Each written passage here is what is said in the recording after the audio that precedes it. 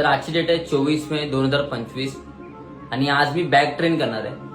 मी weak मधून back 2दा train करतो कारण की प्रत्येकाची एक ड्रीम फिजिक असते.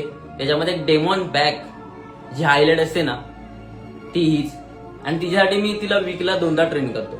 आता डेमॉन बॅक आहे ना ती तुला एका वर्षात ट्रेन केल्यावर दिसणार नाहीये. तिच्यासाठी तुला ना 4-5 वर्ष द्यावे लागतील, तेव्हा कुठे तुझी ड्रीम डेमॉन बॅक बनेल. तर हफ्त्यामध्ये दुसऱ्यांदा मी आज बॅक ट्रेन करतोय, तर मी जास्त व्हेरिएशन नाही घेणार आहे.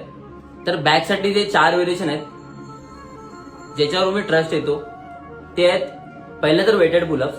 ह्याच्यामध्ये तुझे मॅक्स अटेम्प्ट, या पुलअप्स मध्ये तुझी बॅक एवढी स्ट्रेच होईल ना आणि तुझी ना लॅट पण स्प्रेड होते.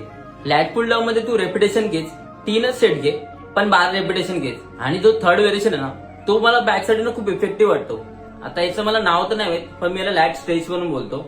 आणि ना तुला व्हिडिओमध्ये दिसत असेल की ना माझा लॅट ना किती स्ट्रेच होतोय.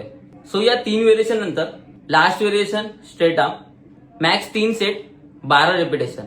आणि बाकी कोणी तुला सजेस्ट करतात की नाही मला माहित नाही, पण प्रत्येक व्हेरिएशन नंतर आहे ना तू बॅकची एक पोज परफॉर्म कर 3-4 वेळा, ज्याच्यामुळे तू ना कॉम्पिटिशन लेवलला पण प्रॉपर ट्रेन होशील. सो प्रत्येक व्हेरिएशन ना 5 किंवा 6 वेळा, जास्तीत जास्त 5 किंवा 6 वेळा बॅकची एक पोज कर. आणि वर्कआउट आवडला असेल ना नक्की फॉलो करून जा.